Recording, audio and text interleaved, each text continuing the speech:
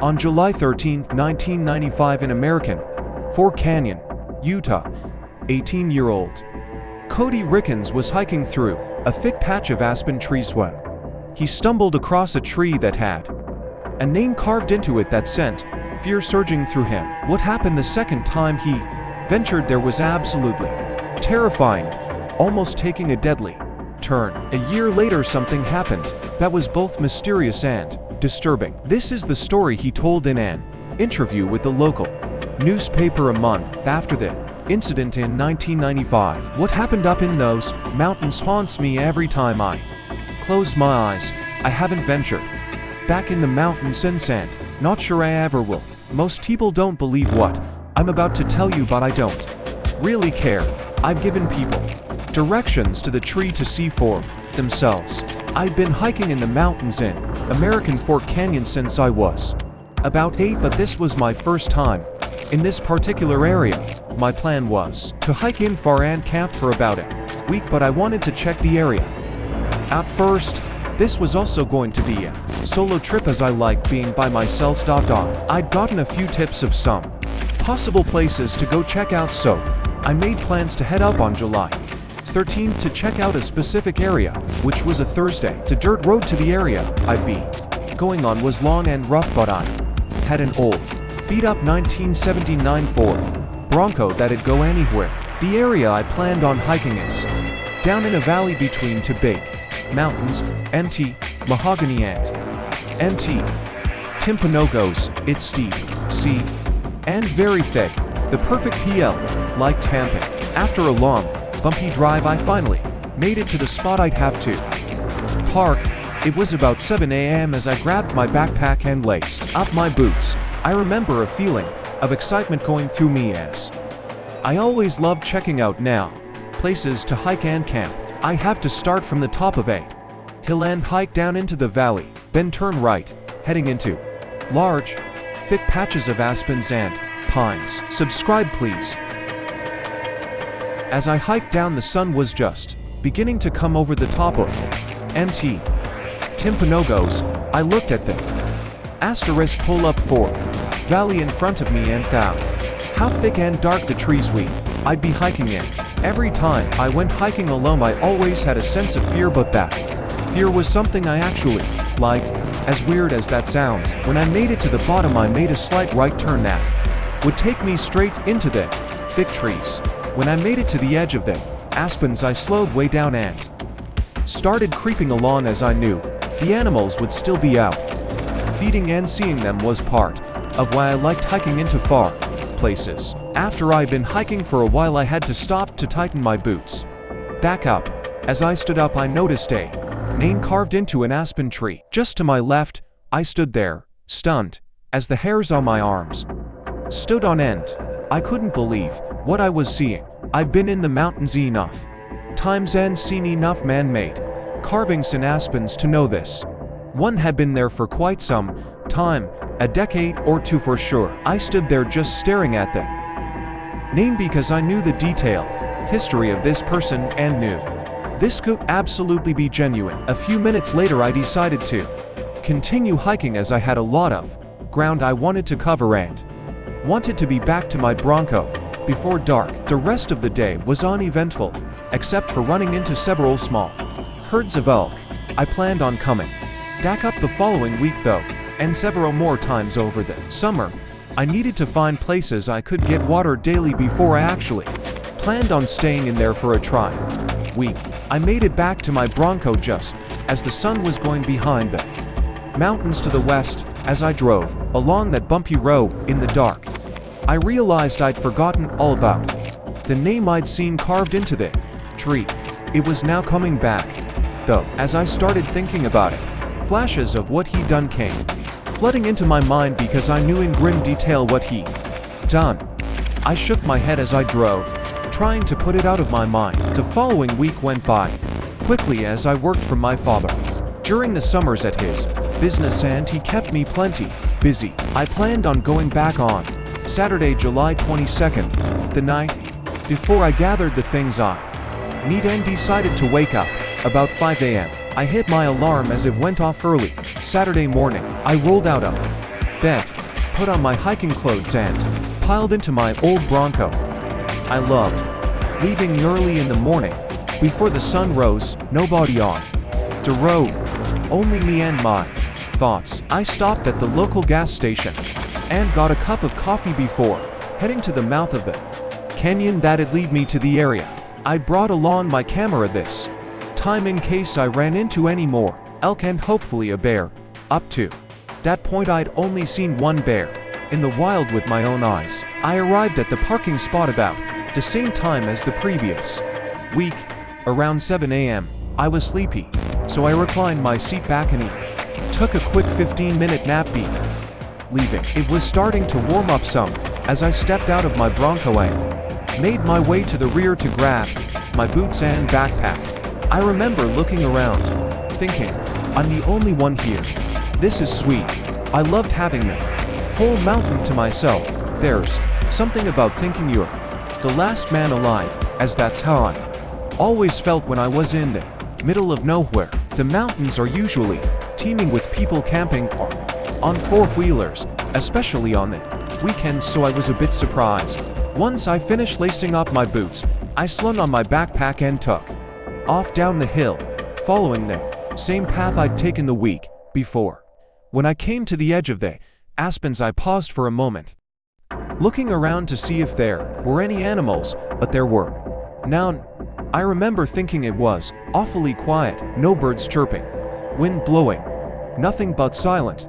I continued walking through the aspens, but slowed down as I went, as I was on the lookout for any elk or bears. After hiking for a while, I nearly dropped the camera I'd been holding.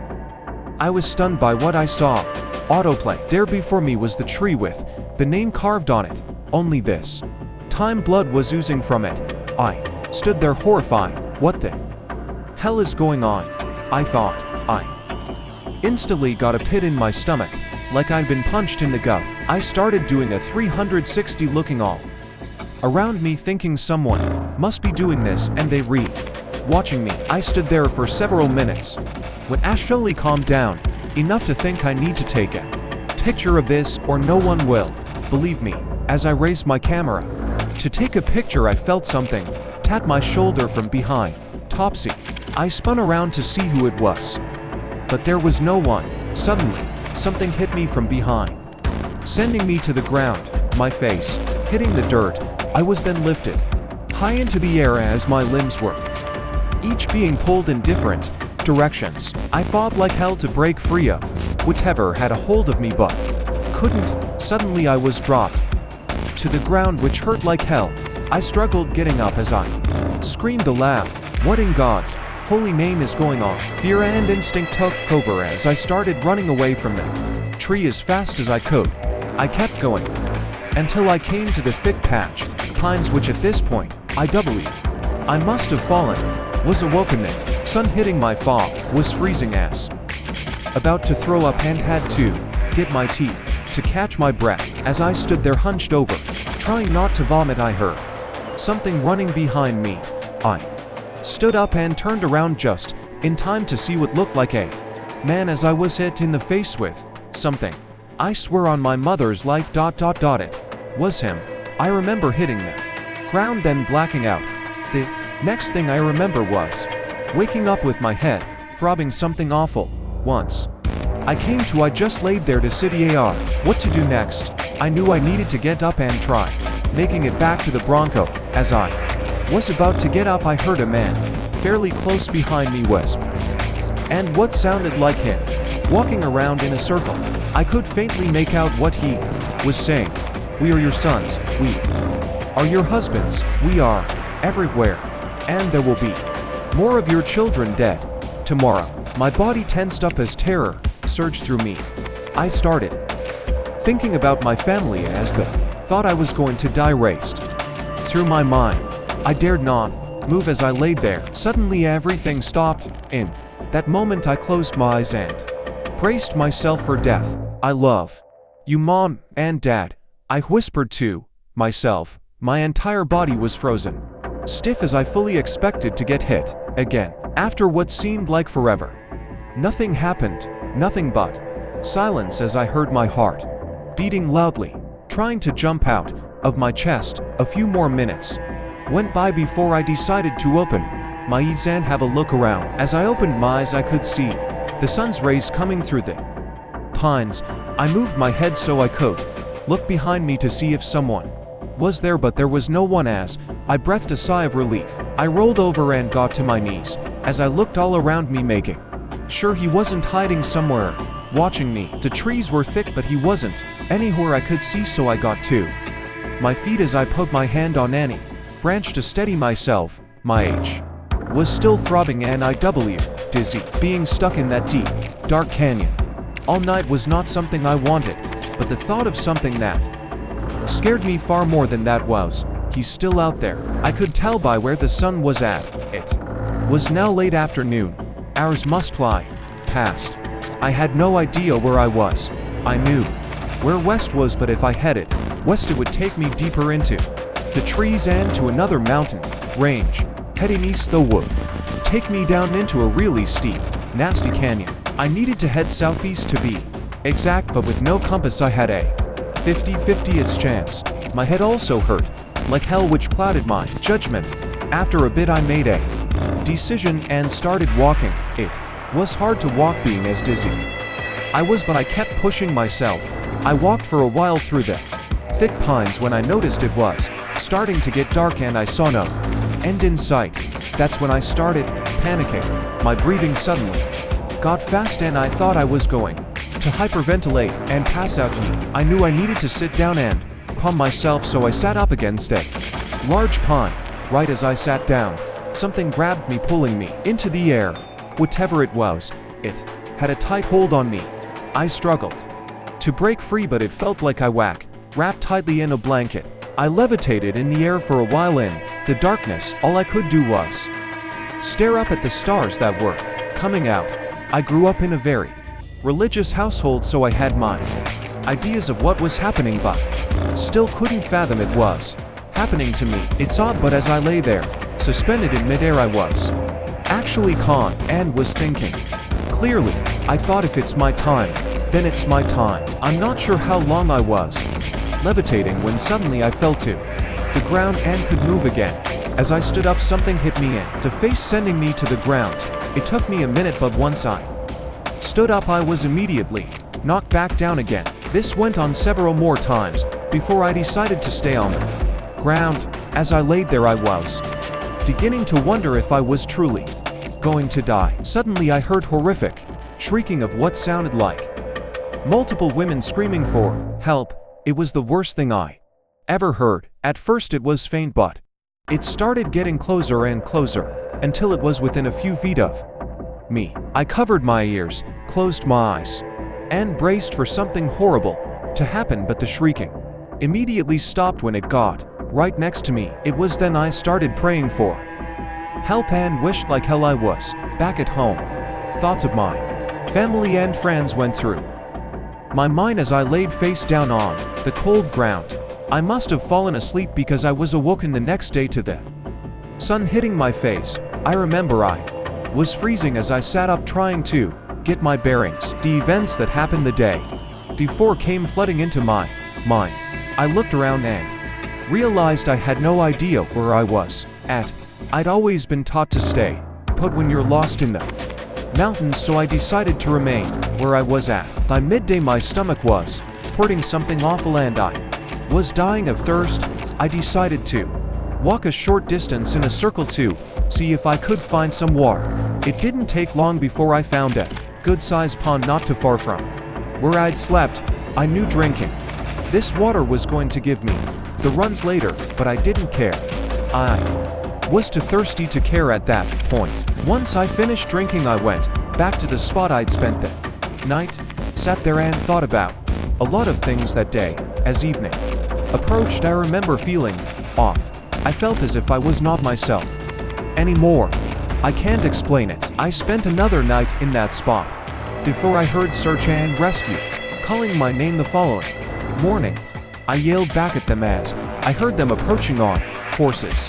Once they found me, I was put on a horse and taken out, then down to the American Fork Hospital where I spent the night. Cody was then asked by the Interviewer whose name was carved on the tree. His response was, "It was Ted Bundy." Over the next year nothing happened to Cody.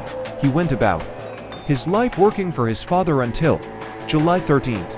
1 year later to the date, Cody's parents reported he went to bed the night before, but the following morning he along with his Bronco were gone. They called his friends along with anyone else they could think of, but no one had seen him. A few days later his Bronco was found in the mountains at the exact spot he was at the year before. A search party was organized and the search for Cody was on.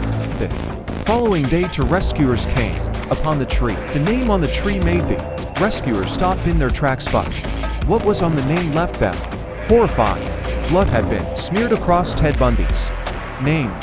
It was oozing out of the name and appeared to be fresh. The blood was later tested and was not Cody's. Rescuers scoured the area for 10 days before giving up. Cody was never found. A photograph was taken of the tree, but the picture's whereabouts remain unknown to this day.